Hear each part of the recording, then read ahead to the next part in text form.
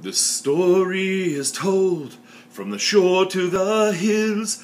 Oh, have you heard the Elven Harper?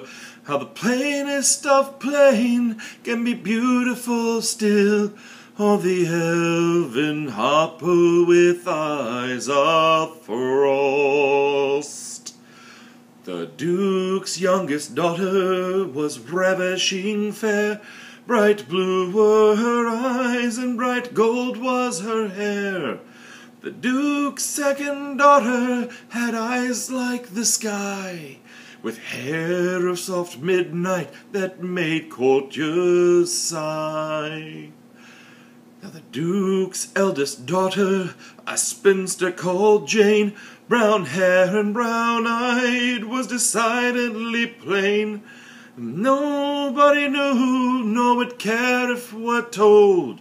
Plain little Jane had a voice of pure gold. And the Elven Harper would sit on his hill. Oh, have you heard the Elven Harper? And listen for hours to Jane's lovely trill. Oh, the Elven Harper with eyes of frost. Not a suitor she had, not a soul sought her hand. No, she must wed first by the law of the land.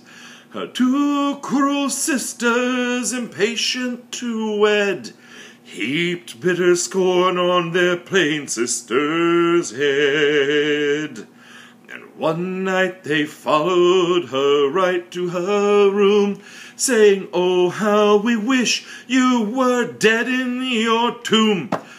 Jane fled in tears through the cold and the storm, with only her nightgown to keep herself warm.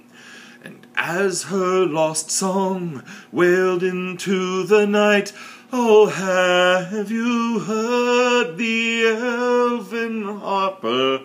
The kind harper elf took heed of her plight. Oh, the Elven Harper with eyes of frost. He sent out a troop of his own elven guard to search all the wood, though the storm pressed them hard.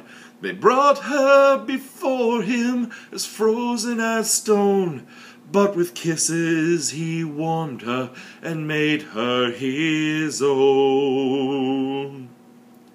Now Jane disappeared in that storm, it is said, and both the Duke's daughters are certain she's dead. But if you should chance by the wild elven hill, you'll find that the elf folk are dancing there still. And the music they dance to is sung and is played. Oh, have you heard the Elven Harper, by the kind harper elf and his dear mortal maid? Oh, the Elven Harper with eyes of frost.